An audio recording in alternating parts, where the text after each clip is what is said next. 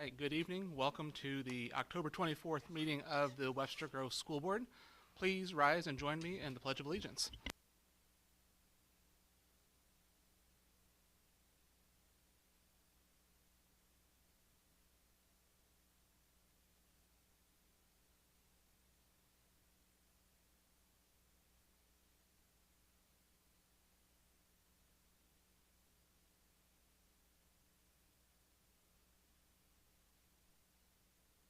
All right, has everyone had a chance to review the agenda?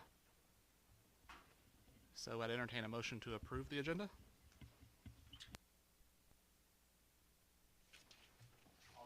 Say aye. Aye. Anybody opposed? All right, that carries 7-0. Next, we are on to our public comments. I do not believe we received any written public comments for this meeting. However, we do have one in-person public comment. Mr. Buck, come on up. You are it. As a reminder, 3 minutes, and please start with your name and where you reside.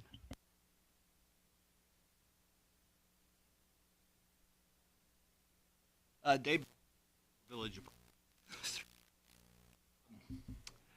I've had 3 kids graduate from the district, and I have 3 grandkids now in the district. I've been thinking a lot about this superintendent thing, particularly given that Kirkwood's also searching for a superintendent. Hope you get. To me, in the same spirit that you added a profile of a graduate, I would create and share my own profile of a superintendent. 8 characters, plus fictional role model to life. Number 1.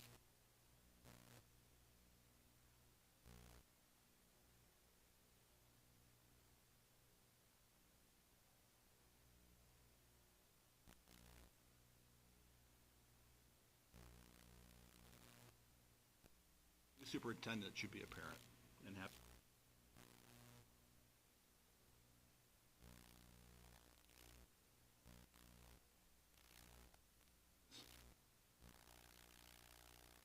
a football team. He transformed an entire community. It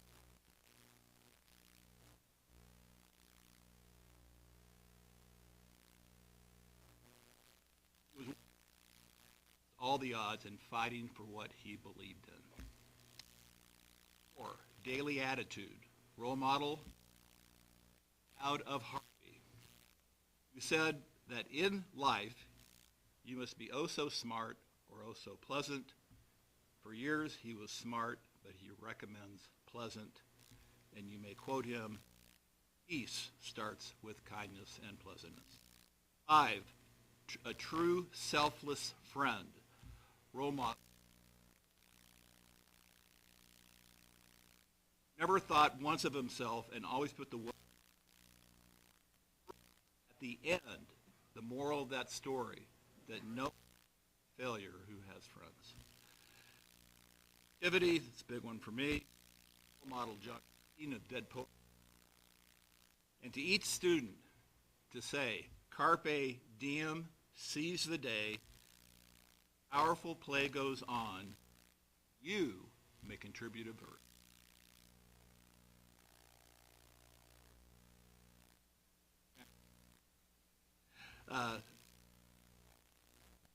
7, teaching excellence.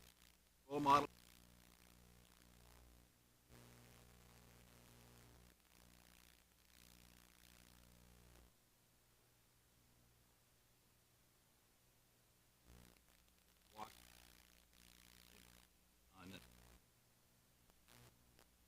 Most, it was surprising.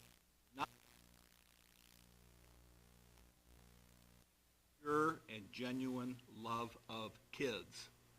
That's missing from the NSBA thing, and it's amazing to me. Role model, Mr. Chipping of Goodbye, Mr. Chips. That's my portrait of a superintendent, respectfully submitted this day, Thursday, October 24th, 2024. Thank you. All right, thank you. Next on the agenda, celebrations by administrators. Eric is coming on up.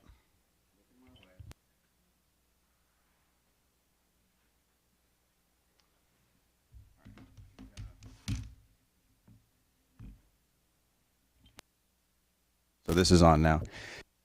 One thing before we get to our individuals who we're celebrating here tonight. Next Wednesday, we're hosting our first one's about supporting young minds.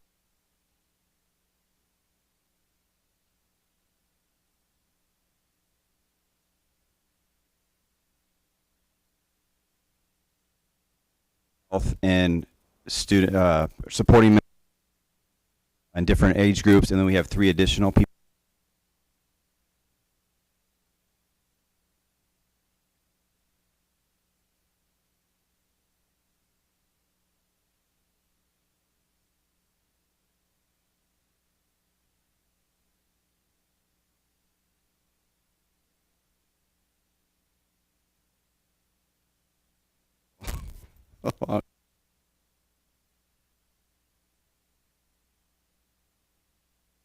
About a month ago, that we have 6 students.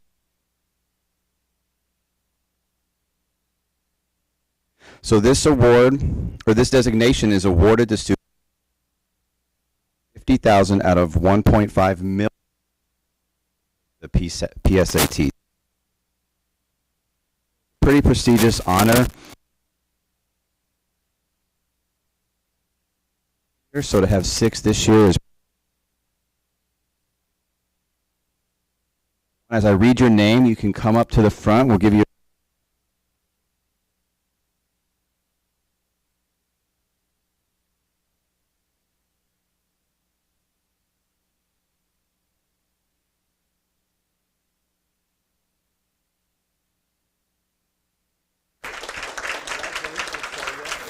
And then next is Audrey Casey.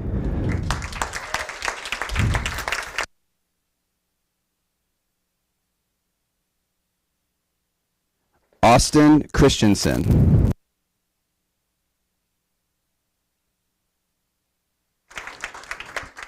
Next is Colette Yeasington.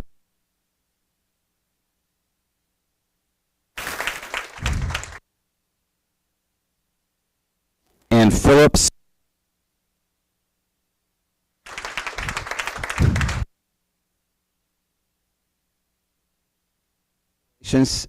Oh. I'm sorry, I missed Anthony.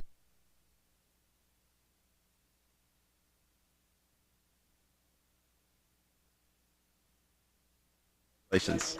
Congratulations. So I didn't tell.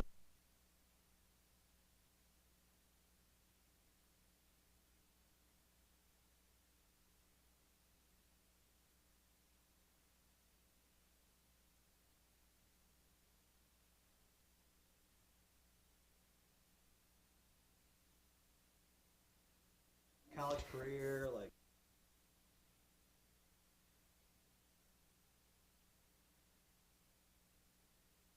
Medical field.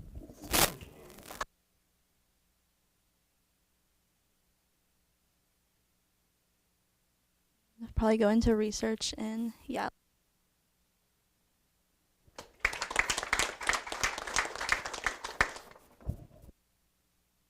I plan to go to a 4-year university and then after that possibly go.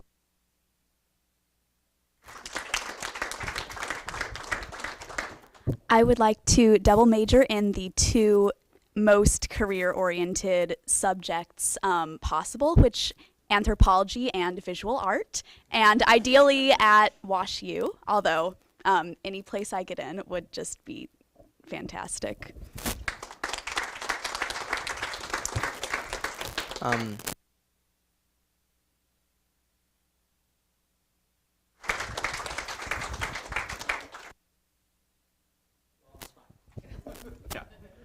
Thank you. So now we'll get a picture. So I think we want to do it in there, and if the board wants to huddle around. You five go in the middle there. Sorry to put you on the spot.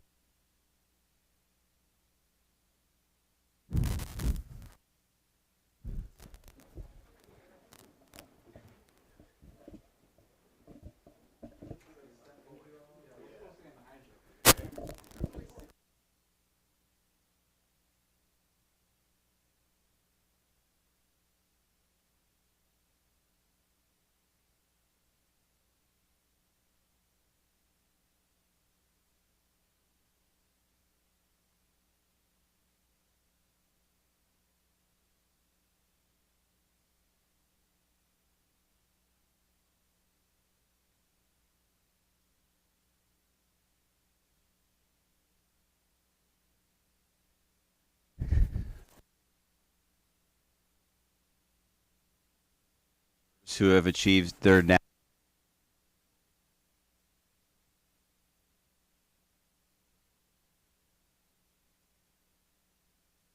certified school nurse. She passed the school nurse that exam, and it's accredited by the accreditation nursing certification. And I just know based on this on social media, how many people in the comments just said, we love her so much, and just so many things. We know you're very passionate about students and about healthcare, and especially about heart health. So if you want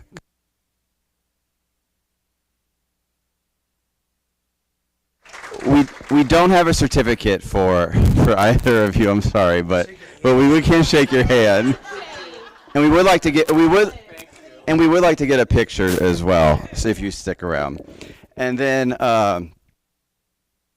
Daimler, Claire is a counselor at Hudson Elementary School who has achieved national board certification in counseling.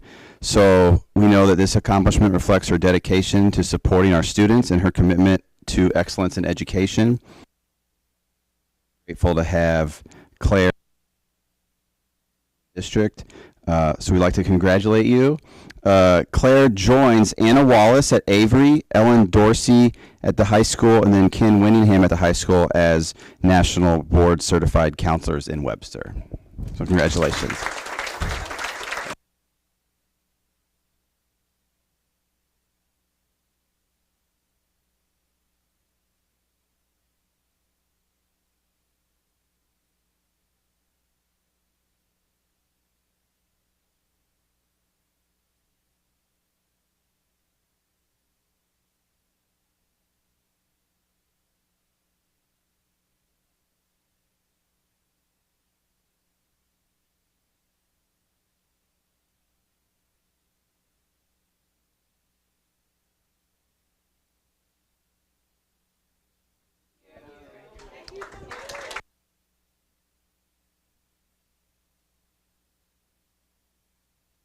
That concludes the celebration portion. So I don't know if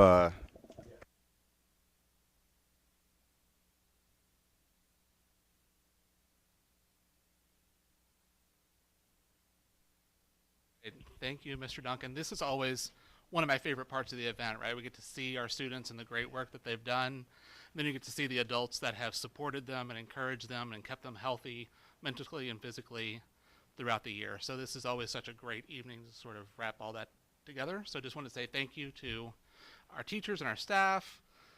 Congratulations to the kids, and thank you to the parents and adults and family that has supported them along the way, because we know it's a team effort. So congratulations to all of you for your accomplishments.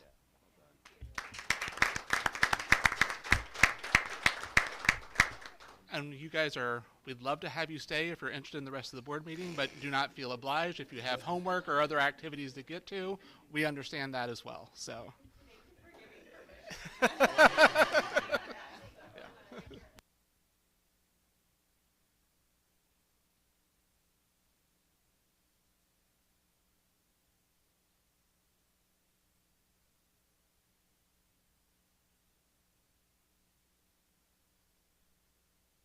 Right, moving on to celebrations from the board. Anybody like to start?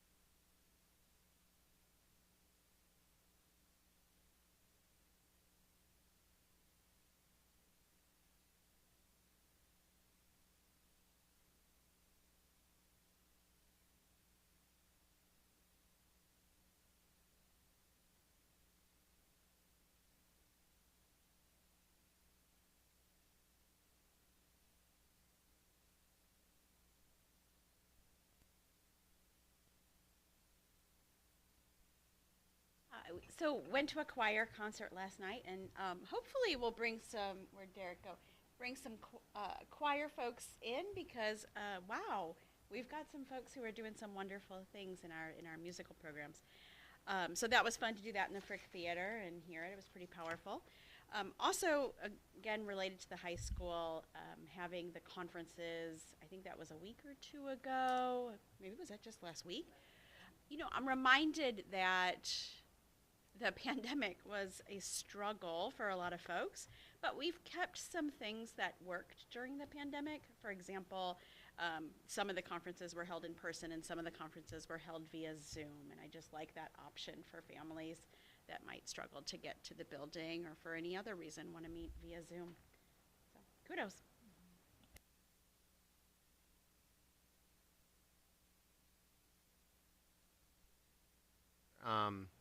So this one was actually sent to me, but I think it's a really good acknowledgement of someone in our district. So Anna Sears, she is a parent in the district, and she's been instrumental in coordinating the chess programs and creating the interest around that across the district. I think started out doing it with just one school, and now I think it's multiple schools. I know Edgar Road, Bristol, and I believe Clark as well. Yes, and so what she's done is she's created a partnership between the district and Webster University, the Susan Polgar Institute for Chess Excellence, or SPICE. And so this is going to kind of create more of chess across the district. It's going to, in the winter, it'll create some different district tournaments and things coming up. So I think it's just a really cool way to bring something back that maybe once was and reinvigorate it. So shout out to Anna Sears.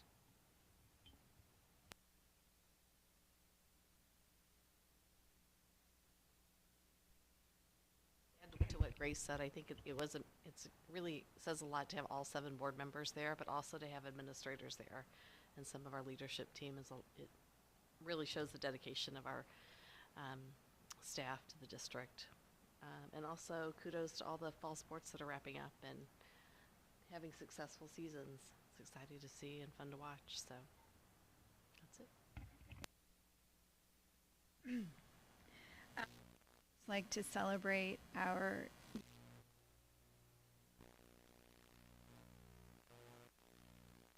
those are our pre-K students at Ambrose. I was out on a walk the other morning and I saw the bright walking to the bird sanctuary, or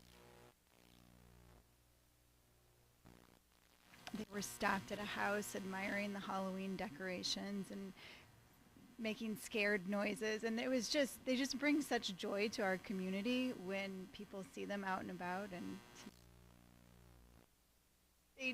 the safety vets have really adorableness also. A little shout out. Agree, Dudo. That's not a word. Ditto to what everyone said about the conference. It was a great experience to be with everyone.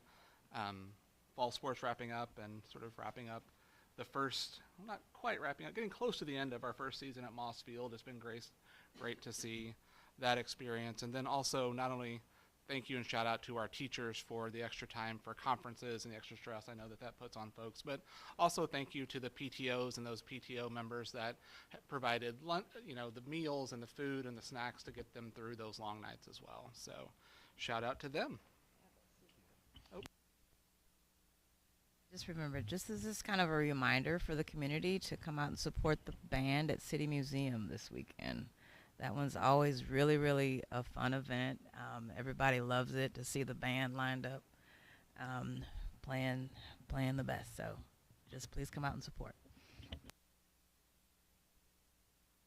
Jump back in. There's 2 more I meant to mention too. One, we have trunk or treats coming up as well.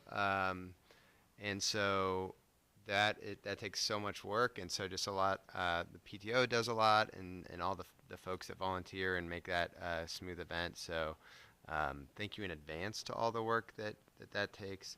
And then the last one was Coach Petter. There was a big cross country meet, and then kind of district wide cross country races for different grades, and it's really cool how they've made a day out of it all. Kind of kicked off by the varsity and junior varsity teams. So I just love seeing a full day around that, as opposed to, it was a little bit more broken up in the past, but it's a really cool effort that he's making to really bring the community behind that. Thanks. We're all jumping back in. That reminded me as well of just to want to shout out to the foundation and everyone that put on the Run for Webster, starting and ending at Moss Field, sort of tied into that event with Coach Petter. Well done. I'm excited for that location change. I think it was good. So, all right, I think moving on for real this time from celebrations. Next item on the agenda is board policy, JO. Oh, after student advisors. I'm sorry. Celebrations by student advisors. Caden. Echoing what they were saying before, we were going through my schedule, and I was thinking about my schedule for next year, and there was so many options. So I'm kind of grateful and thankful that there are those options. I know at some schools they'll be like, oh, we don't have that here. So that's great to see. And then kind of like what she was saying, the fall sports are wrapping up. I know everyone did great. I love the assembly that we kind of have at the beginning of the year, celebrating those teams, and then coming back in the winter and doing winter teams. But yeah, it's great to have those options, and great job on everyone doing their fall sports, and good luck to everyone in the winter. Aiden. Now, board policy JO1. Anybody has any questions, let us know. This is just on the agenda for first reading. As a reminder, Joe, Keita, and I are your board policy committee representatives, and you can answer any questions you might have about that one. So just let us know, and then it will be back at the next meeting for approval. All right. Next on the agenda is just sort of a quick conversation about our experience at MSBA this past weekend. I know we've begun to talk about that a little bit with our celebrations, but just wanted to give everyone a moment to open it up a little bit and talk about some of the things you learned or some of the sessions you sat in on and those sorts of things that you might want to share with not only us, but with the audience. Who wants to start?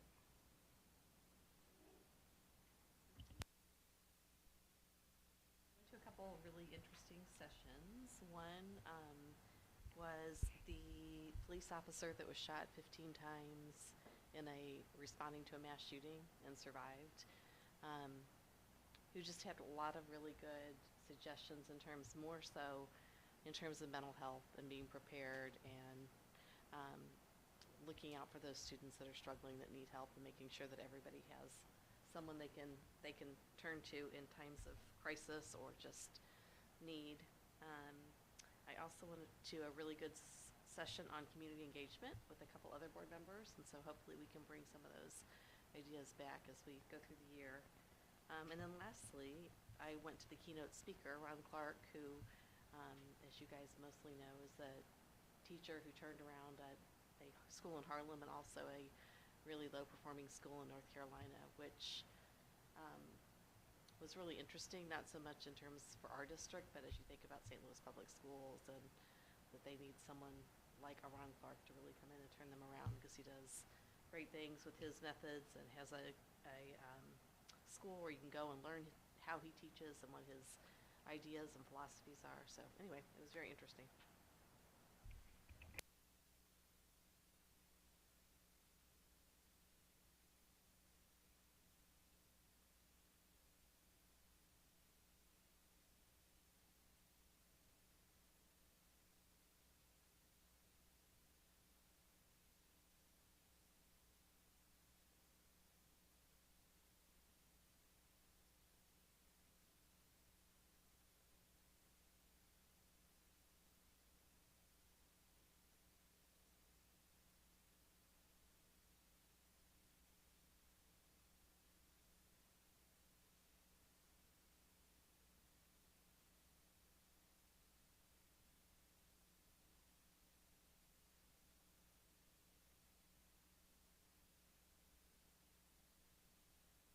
district as well.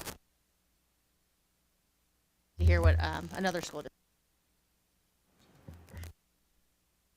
On to that one because I attended as well, just the ways that they're working with Infinite Campus to put flags on profiles and the ways that they're empowering counselors to ask about experiences. They mentioned a statistic that 94% of their students are doing the career and college readiness, and yet some of them don't even know it. It's just kind of a PR issue. I also went to something that Missouri State is doing, Community Alliances for Student Success Program. 12 districts in the state, I think actually 14 districts applied to it, 12 ended up going through with it.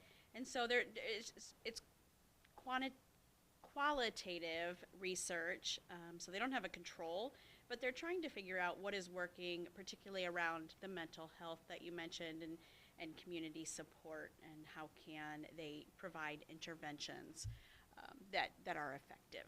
So got lots of great information from that one, willing to share if needed. And then I went to Teacher Retention, Student Needs, Successful Community Initiatives. Again, it's just so important that the community work with the schools, and I think that's not just an important reminder as we're looking at a superintendent. Finally, there's a really neat program in the Kansas City area called I Am Noticed, and it was around climate and culture K through 12. And what I loved hearing was that through a strategic planning process, they listened to the teachers and they listened to students. Students said, hey, I was doing this thing in the elementary school. Where is it now? And at the same time, they were trying to think about how do we keep teachers. They're thinking, wait a minute, the kids are asking for this. Why don't we bring this up into the middle school? And now it's going to the high school. And they're finding just some really easy wins as they are teaching kindness. So, thanks. I went to that session last year. It was really, really good. I think, and it's a whole packaged program, I think. I mean, obviously it's adapted to whatever district uses it, but I think the impact that it's had on the district, I can't remember which one it was. Do you remember? I don't know.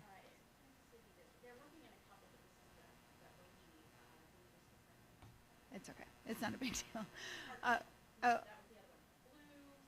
Blue Springs. Blue. Well, I don't know if it's comparable in size to our district, but just it was a really impactful session that I went to last year.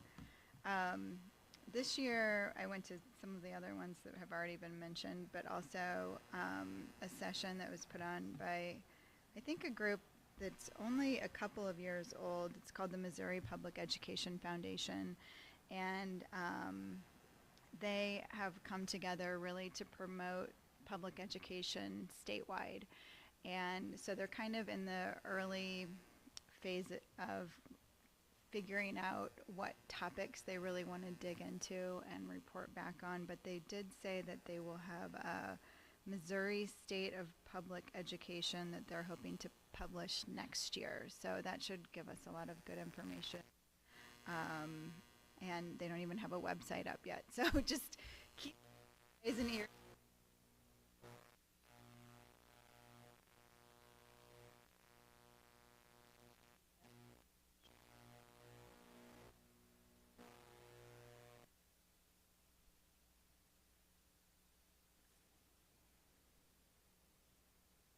Let's see. I went to several that were pretty good and informative, learned quite a bit. One was called Tax Levy Success, put on by Merrimack Valley. And the thing that really struck me with that one was how they presented. They did it as an education, like a community education forum. And they realized that majority of people, including teachers, don't really realize certain things, like what's the difference between a levy and a bond. And there was so once they started realizing that there was a lot of education needed, then they presented a lot of education. So I learned quite a few things there myself. The other one I thought was pretty fun was called Making Bank. It's put on by the Nixa School District, and it was really about sponsorships. It was about creating these connections with community businesses and community members, and just the different ways that they've used to create sponsors. They've made, he said, I think $350,000 just through sponsorships, just by building these relationships with community members. Attended the World Cafe. I thought you might. Did you want to talk more about that one, or? Okay. We went to the thing called World Cafe, and it was about, it was really about how the board can create better community engagement. And so instead of like town halls and having people meet, they actually have people. It was, to me, it was kind of similar to how we did our when we first started doing our CSIP stuff, like the groups that we created. But what they do that's different is they make people move from table to table. So you're not just sitting there with your group ready to pounce on people. You're forced to actually move to different tables and talk to different people who probably have different opinions other than you. And I thought that was ingenious. And also just shout out to Jenny Dodd, as always. She was the leader of our board member refresher. And she always does such a great job educating us on things to look for terrible subject, but child sexual. Why is my mind going blank? Mention, thank you. So shout out to her for that.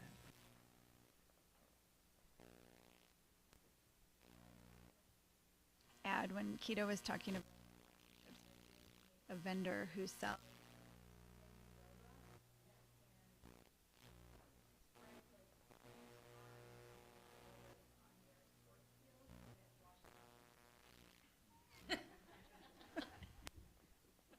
You're going to say clean your house. I might be able to follow that with the session I went to. I'll bring it up when I get there. I'm going to start with, so there were 3 sessions that I think were really impactful. One was about after-school programs put on by Republic R3.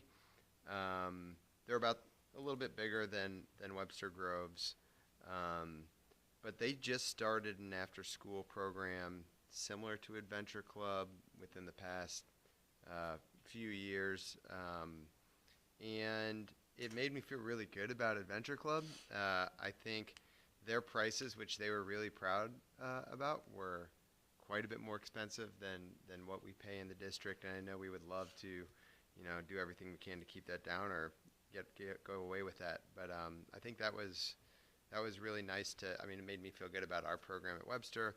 And then they highlighted the Missouri After School Network, a nonprofit that can help think about different things when it comes to after-school programs and help with resources. So that was a great session. Another one was about it was really about thinking about the organizational structure and really thinking about it in the sense that who you report to isn't necessarily who you serve. And so with that in mind, asking those that report to you, what have I done to help you and what could I have done differently over the past year? I think it was really impactful that this district, kind of led by the superintendent, but eventually kind of led by the board, they were doing this kind of from the top down and asking those, basically for feedback and trying to create that trusting relationship to allow for that feedback to go, from those that reported to folks all the way up and down the organization to figure out how they could better serve those that they needed to serve. So I just thought that was really interesting because I was thinking about our process with John, and I don't know that we asked for enough feedback from John on what we could do better as a board and how we've been doing. So that was something to keep in mind, I thought. And then finally, mini robots. This session was by Nixa. I believe it was their head of communications. And they have raised upwards of $300,000 per year from advertising. And so, what's that? Oh, no, I mean, I just was blown away at the fact that, I mean, 300, I think it was 350, but then the next year was gonna be 4, and then so on and so forth.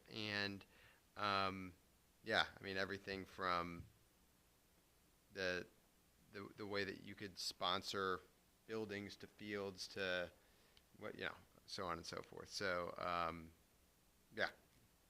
So that's it. So a few of mine have already been talked about. I attended the organizational structure one that Alex was just talking about. And I think one of the things that I found fascinating about it was, the question about who do you serve and sort of how can I do this better came from this person's experience as a classroom teacher, right? It's like at the end of the day, really what I wanted to know from my kids is what did you learn and what could I have done better to help you learn more, right? So then they spent a lot of time talking about they started that, as Alex mentioned, at the board and superintendent level and sort of modeled it, and organically it started to filter down, and now they're starting to see it in all the way down at the teacher and principal level. I asked, and they don't have quantifiable data to see if it's having a result with kids, but they know that it's having an effect in the culture of the organization, right? It's fostering a way for them to have some of those difficult conversations about how they can do things better, which I thought was interesting. I went to the taxing levy that Kita mentioned as well. I agree with everything she said. The only thing I would sort of add to that is how they sort of wrapped storytelling and videos around their education campaign that I thought was really interesting.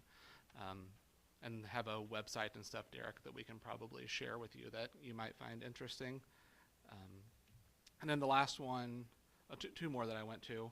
One was just sort of talking about the state budget and sort of that sort of conversation, which is always, I'm not sure why I do that to myself every year, but I always seem to go to one of those. And this session was led by, this person was, he had just left Governor Parsons' office as their director of legislative affairs, and sort of was just giving a budget outlook, right? And unfortunately, at the end of the day, what he really had to say was a couple of things. Number one, they don't know. They don't know what the budget's going to be because of several things, right? They don't know what the budget is going to be because of the tax cuts that they passed. They don't know what the budget's going to be because they still don't know the fiscal implications of pieces of legislation they passed, such as 727 last year, and they don't know how they're going to fund them, right? They don't know what that's going to look like and how that's going to impact revenue and how that's going to impact expenditures for the state budget.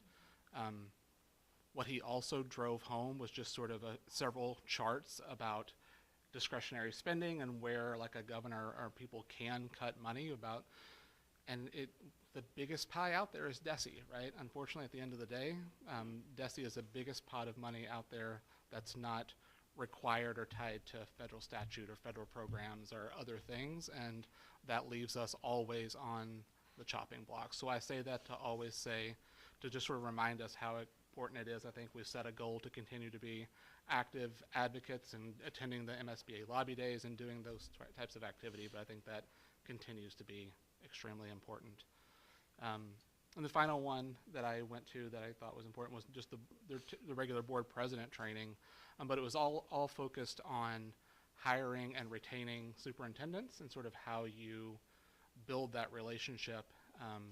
And they were talking a lot about the number one, it's really not surprising, but I'm not sure we always think of it this way, right? The number one reason that superintendents tend to leave or that there's turnover has to do with their relationship with the board and the relationship with board leadership. So just continuing to think about that as we go through a search process to hire the next leader of our district, I think is extremely important. All right. Anybody else have anything else? Dr. Simpson or Dr. White-Iskender, Dr. Adams, you guys were all there as well. Anything you want to add from your experience? All right. Next on the agenda is board candidate filing. Filing will open on December 10th at 8 a.m. will continue through regular business hours, Monday through Friday, from 8:30 a.m. to 4 p.m., except for 1 to 2 each day for a lunch break. Filing will end December 31st, when the office will be open from 4 to 5 p.m. That'll be here at Central Office. There are 2 3-year terms available, and we will have a board candidate orientation, which will be on December 5th at 5:30 p.m. Dr. Simpson, anything else you want to add to that? All right. And next, I feel like I'm doing a lot of talking. But next is an update on the superintendent search process. So we have, as you know, we've undergone our survey, we've done our focus groups. The application process is open. We've begun receiving filled out applications, and the search firm tells us that there are lots of other people that have partially filled out applications. So that process is underway and will continue until December 1st. Just for my colleagues here, we did receive some draft questions today. So I advise you all to check your email. I want to be sure we spend some time tailoring those questions to what we want to get out of the interviews. I think they are probably good topics to think about, but they might not be as specific or as tailored as we want them to be for our interview process. So I would encourage us all to take a look at those. We've got a little bit of time, obviously, because interviews don't start until December, but we're going to want to not put that off because we want to give them the thought that they require. So just encourage all of you to take a look at those interview questions when you get a chance, and let me know if you have feedback and what feedback you have. Can I ask a question about the interview question? Sure. So they want our feedback on it.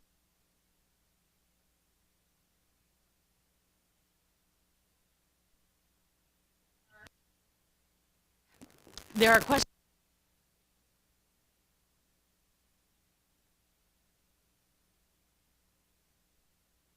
Absolutely. I just had this conversation separately with Tara this afternoon. Okay.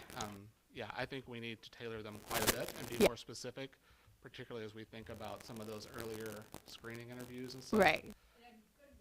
Yeah.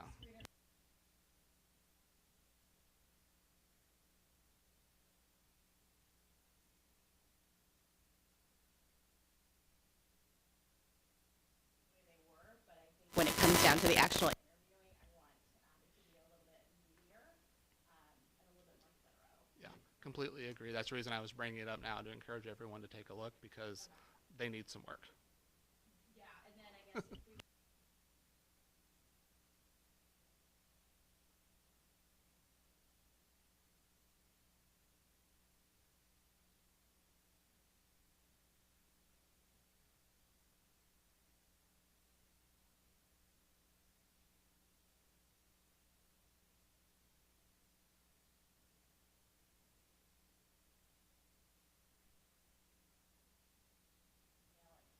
Yeah. Mm-hmm. Yep, absolutely. Anything else? Anybody have any other questions about the search process or sort of where we are? Alex, anything you want to add?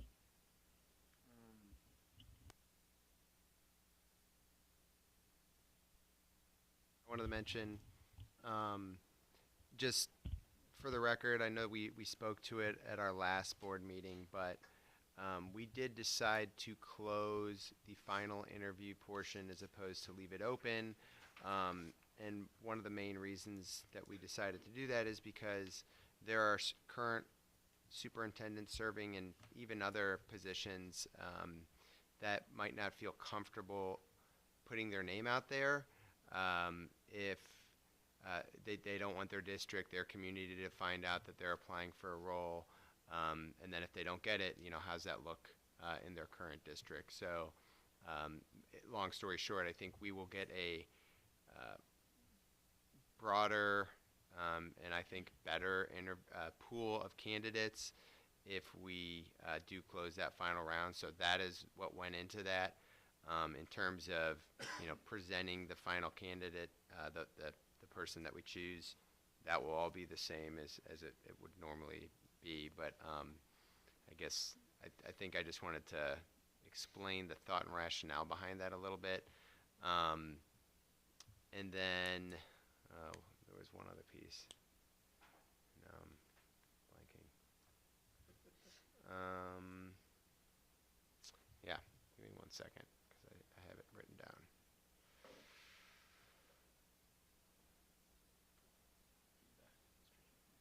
Yeah, I also wanted to mention, I know that we didn't have, we honestly didn't have a ton of time to, start this process and get moving, and then, from start to end. I mean, we would have loved more time. I think, unfortunately, that's just not how these things typically go, because, the year starts in July.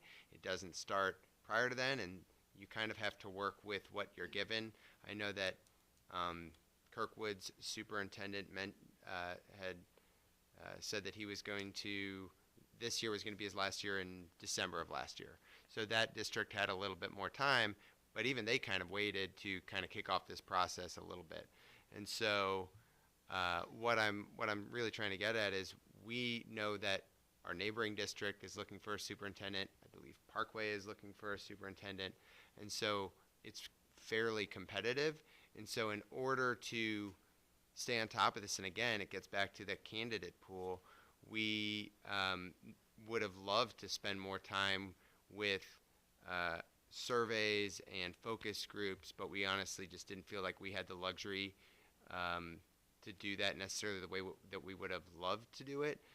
But we did do this in a way that we do feel like we got valuable feedback from different groups within our community, and we're marrying that with what we've learned throughout the strategic planning process and the multiple groups that have provided feedback there throughout the past few years. And that includes community members,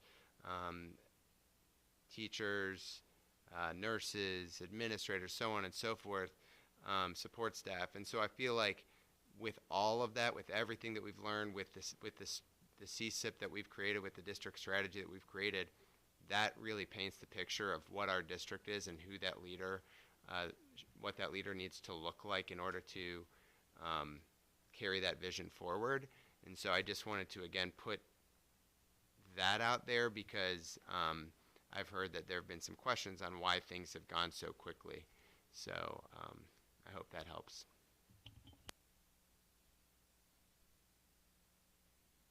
Do you have anything else on the search process? No?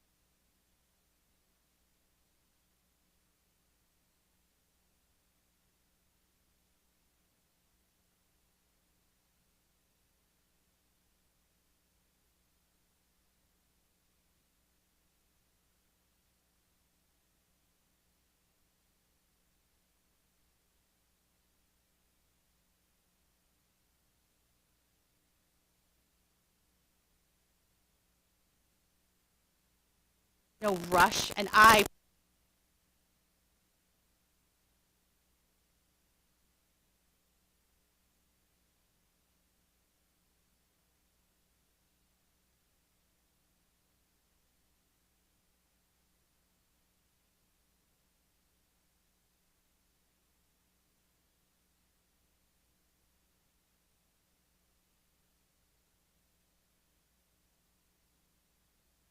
so I would also caution that we do not have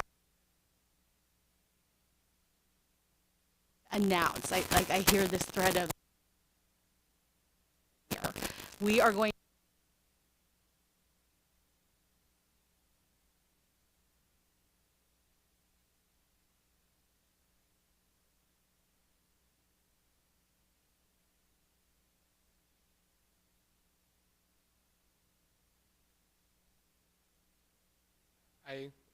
I think the only pressure, to add to what you said, Grace, the only pressure I feel is to get the questions right, because I think that will help us ensure we have the right candidate. That's where I feel the pressure, and where I think we need to be concentrating a lot of work is getting those screener questions and final interview questions and process down and right, and get it tailored to our district and our data and our board, so we're all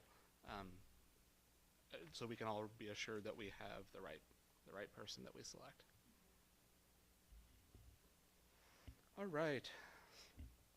Next on the agenda, reports from the superintendent and staff, Dr. Wiley Skinner.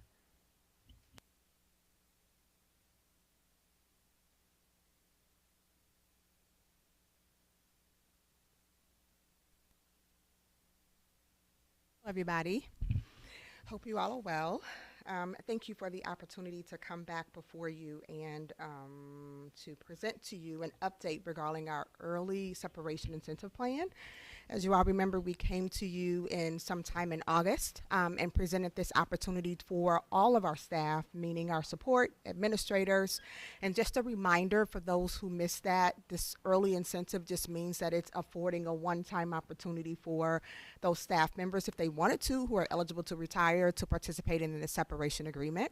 I want to thank you, board, for hearing that and processing that with us and approving this opportunity for our staff. It was a number of people that appreciated the opportunity to have this time and to consider this as a part of their planning for the next steps in their life. So thank you again, all of you board members, for that. Again, reminder for ESIP, who's eligible, we opened this for everybody, all certified administrator support staff. So we did have actually all of our employees that participated in this. We have employees from each employee group who are participating in the early separation agreement. And again, just a reminder, a qualifying Webster Groves employee who will receive a financial incentive up to 20% of their contract or employment letter, and then that will be capped at $20,000 per person. So everybody's separation agreement amount is not the same. Okay. So what's happened since August 22nd? We held 6 informational Zooms. I was on those Zooms with Lanita Harrison, which works in the HR department, as well as Jacob Myers, our CFO, COO. We answered questions that were on there. We presented a presentation to them. We actually presented in person at one school. That was a request of that school regarding ESIP. I had several one-on-one meetings with staff. I would go to their school. Some of them wanted to come here to meet, which was perfectly okay. And so we did some one-on-ones answering a number of emails and questions. And some of them were multiple meetings, right? Because this was a very, very difficult decision for some of these staff members. Some of them have been here over 25 years, and this has become a part of their life. And so it was not an easy decision to make, to say my work here in Webster was finished. So in totality, we have a total of 22 members who are participating in the ESIP, 15 certified, 5 support, and 2 administrators. And I just want to formally say to all of them, thank you for your service. Of course, they're not finished. We've still got to go. June 30th for some, the end of May for others, but thank you for your work and your commitment to the district, what you've done for students, what you've done to the community. I just want to formally go on record to thank them for what they have done. And so a lot of people have asked this question. So what is the preliminary financial information? So the total salaries from those 22 individuals totals about almost $2.1 million from the ESIP. That's a total salary of the 22 people that'll be retiring in June. And then the total payout of those people is at $367,000. And so that's where we are with our financial information right now. And so everybody, of course, is wondering what's next. And this is where we really begin a lot of the work, and that is the staffing components. As you are aware, Hickson and High School typically do not send out their student requests for courses until December. Elementary, we typically kind of try to wait until we get some of those kindergarten numbers from Coffron's report, but we will begin looking at staffing, discussing that and finalizing those decisions, and so we won't be able to give you a full fiscal implication right now until after we've had those conversations to kind of let you know how this will overall impact our budget. But this is where we're going to start those meetings, talking with those individual buildings to say, here's where we are, here's your staffing, and then kind of discussing some next steps there. So we are really excited about this next step because it does mean some possible opportunities for our students, in addition to our staff, with regard to what the upcoming school year will look like. That was a very quick presentation. Are there any questions? Anything that I can answer for you at this time? I have one question, and I'm sure you probably went over it previously, but I just don't remember. Is this going to be like a one-time offering? Is this something you plan to kind of bring back? So the annually or ESIP right biannually now, or- holistically, this is a one-time offering that we have right now. Again, we don't know the overall fiscal impact. This is one component of our attempt to address our current budget conversations that we've been having for a while now. And so I think the purpose of it next is to see what it means overall fiscally, but we don't have any plans to make a recommendation for you all to consider this again for this spring or the upcoming year. No, the staff that are a part of the program will receive their one-time payment by July 31st of 2025, and that's all the plans we have right now unless we hear otherwise from you all.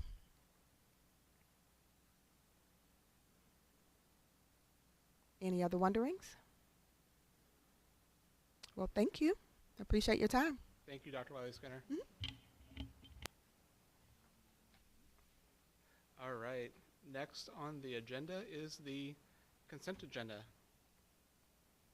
Any objection to the approval of the consent agenda? Hearing none, the consent agenda is approved. That's something I learned at MSBA from a parliamentarian that we could actually do. We don't actually have to list every one of those, right? Like I went to a parliamentary session. I know it's sort of nerdy, but we don't actually have to list them all out, and you don't have to do anything. Thank you, Alan. Yeah. We want to, right, Hera? Yeah. Not a trick question, just to sort of update everybody. I can just. Do we need a motion to approve it? Nope. As long as there's no objection to the approval, because it is a consent agenda item already, you can make a motion to remove something and have discussion on it. Otherwise, we do not have to actually list them and vote to approve them. Well, then can I make a motion to adjourn? All those in favor say aye. Anybody opposed? All right, we are adjourned.